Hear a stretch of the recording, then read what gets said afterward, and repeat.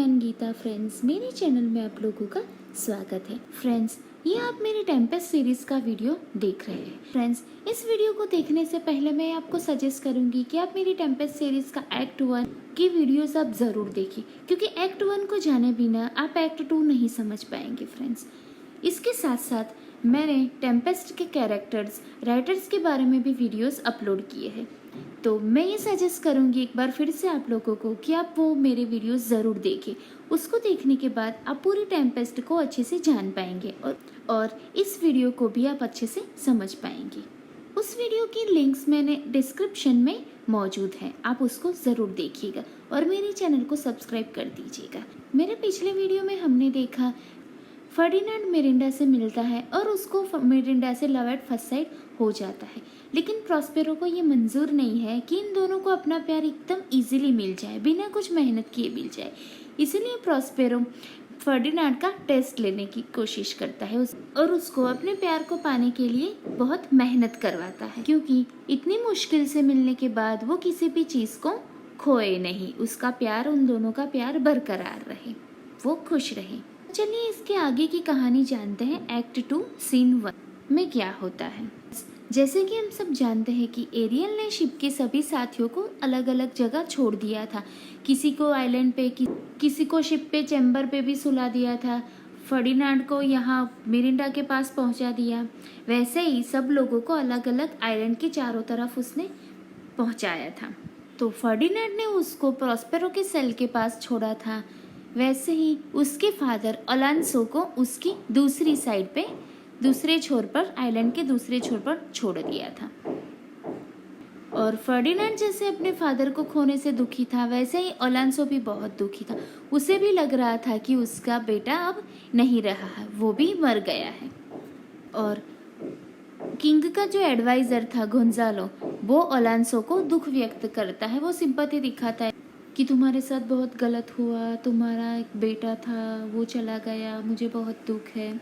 लेकिन वो बताता है अलांसो को कि हाँ, दुख तो मुझे भी है। वो बताता है कि इस समंदर में रोज कई सारी शिप चलती है, कई सारी बोट पे कभी न कभी तो टेम्पेस्ट आता ही होगा। इतना बड़ा तूफान का सामना कोई ना कोई तो रोज करता ही होगा, और उसमें से कुछ बच भी जाते होंगे और कुछ मर भी जाते होंगे। तो हमें खुशी मनानी चाहिए इस बात की कि हम लोग बच गए हैं, इतनी बड़ी दुर्घटना से हम लोग बाहर आ गए हैं, हम लोग बच गए हैं, हम जिंदा हैं। लेकिन अलांसो बहुत ही अपसेट है, वो बहुत दुखी है कि उसने अपना बेटा खो दिया है। अब उसका राजा होने का भी क्या फ़ायदा, उसके पास राजपाट सब कुछ है, लेकिन उसके पास अपना बेटा ही नहीं रहा, उसने अपना बेटा खो दिया। फ्रेंड्स, यहाँ पर अभी कन्वर्सेशन में शामिल होता है सेबास्टिन। ये सेबास्टिन अलांसो का भाई है और फर्डिनेंड का अंकल है। ये सेबास्टिन एक नेगेटिव कैरेक्टर है, विलन है। वो और उसका फ्रेंड एंटोनियो, जो कि अभी मिलान का राजा है, प्रॉस्पेरो का भाई एंटोनियो, वो दोनों गोंजालो का मजाक बनाते। वो बोलते, अगर आप रोता ही रहोगे तो फिर आप लोगों के साथ अच्छा कैसे होगा, थोड़ा तो पॉजिटिव सोचो। अगर आप दुखी होंगे, रोगे तो फिर आपके साथ बुरा ही होगा। सेबास्टिन गोंजालो को बोलता है कि हाँ हाँ तुम सही कर रहे हो, लेकिन तुम बहुत ज़्यादा बोलते हो। एंटोनियो भी उसका साथ देता है कि हाँ हाँ तुम तो बहुत ज़्यादा बोल रहे हो। फ्रेंड्स, यहाँ पे सेबास्टिन और एंटोनियो तो अच्छे बनने की कोशिश करते हैं। यहाँ पे अलांसो फिर एंग्री हो जाता है। वो बोलता है बस अभी बहुत हो गया, बस करो, तुम तीनों क्या कर रहे हो, मैं यहाँ पे दुखी हूँ, मैंने अपना बेटा खोया है और तुम तीनों यहाँ पे डिबेट कर रहे हो, बंद करो अभी ये सब। गोंजालो बोलता है कि ठीक है, मुझे बोल रहे हो तुम, अभी मैं कुछ नहीं बोलने वाला, तुम लोगों को जो करना है वो करो, मैं कुछ नहीं बोलूँगा। और उन लोगों के साथ अभी एक एड्रियन भी आता है, जो कि अलांसो का ही लॉर्ड रहता है। अभी यहाँ पे सेबास्टिन और एंटोनियो को तो बहुत मजाक सूझ रहा है। वो सोच रहे हैं कि चलो चलो हम शर्त लगाते हैं कि एड्रियन और गोंजालो दोनों में से पहले कौन बोलेगा। सेबास्टिन बोलता है कि पहले तो ये ओल्ड को गोंजालो ही बोलेगा। तो फिर दोनों बैट लगाते हैं और सबसे पहले एड्रियन बोलता है। एड्रियन कहता है कि ये आइलैंड तो डेजर्ट की तरह दिखता है, यहाँ पर कोई नहीं रहता। जैसे डेजर्ट में दूर दूर तक रेत ही फैली हुई रहती है, वैसे ही यहाँ पर भी कोई इंसान नहीं दिख रहा है।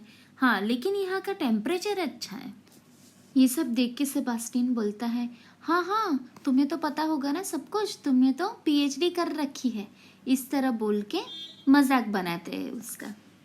सेबेस्टियन आगे बताता है कि घने झाड़ में से जो स्मेल आती है ना, वैसी स्मेल आ रही है यहाँ पे। और इस तरह से एंटोनियो और सेबेस्टियन सबका मजाक उड़ा रहे होते। तभी गोंजालो बोलता है कि हाँ, यहाँ पे इंसान के रहने के लिए तो सब कुछ है। लेकिन एंटोनियो कहता है हाँ, इंसान के रहने के लिए सब कुछ है, बस इंसान ही नहीं है। वो बोलता है कि सही बात है, यहाँ पे फ्लोर बिल्कुल ही येल्लोइश है, बिल्कुल येल्लो लग रहा है ये सब लोग आइलैंड का फ्रेंड्स डिस्क्रिप्शन कर रहे होते। कोई कहता है कि हाँ, यहाँ पे बिल्कुल डेजर्ट जैसा है, कोई बताता है कि यहाँ पे घने झाड़ है, यहाँ पे इतना अच्छा फ्लोर है, रहने लायक सब कुछ है। लेकिन रियलिटी तो ये है कि यहाँ पे कोई रहता ही नहीं है। ऐसा गोंजालो को भी लग रहा है, वो भी ऐसा बोल रहा है। यहाँ पर बहुत स्ट्रेंज चीज हो रही है कि हमारे कपड़े भी देखो, हम भीगे हुए हैं लेकिन फिर भी कपड़ों में चमक अभी तक गई नहीं है। चमक वैसे की वैसी ही है जो हमने जिस वक्त शादी में जो कपड़े पहने थे ना, उस वक्त जैसी चमक थी वैसे ही चमक हमारे कपड़ों पर है। इस आइलैंड में आने के बाद हमारे कपड़े भी वैसे के वैसे ही है। फ्रेंड्स, यहाँ पर ये लोग अलांसो की बेटी क्लैरिबेल की शादी की बात कर रहे हैं।